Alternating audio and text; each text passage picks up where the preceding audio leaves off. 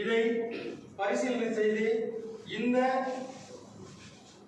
ஆணையை திரும்ப பெற்று ஏற்கனவே உள்ள நடைமுறையை பின்பற்றி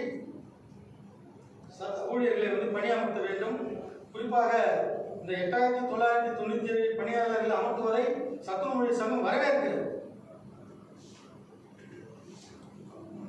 அதே போன்று சிறப்பு தலைமுறை ஊதியத்தில் அவர்கள் பணியமர்த்தும் என்பதை நாங்கள் கேட்டுக்கொள்கிறோம்.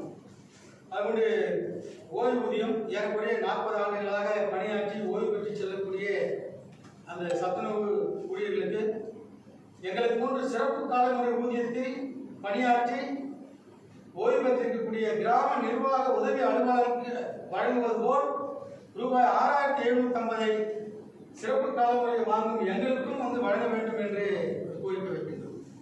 அடுத்த போராட்டம். ஆமாம், இந்த ஆணையை திரும்ப பெறவில்லை என்று சொன்னால்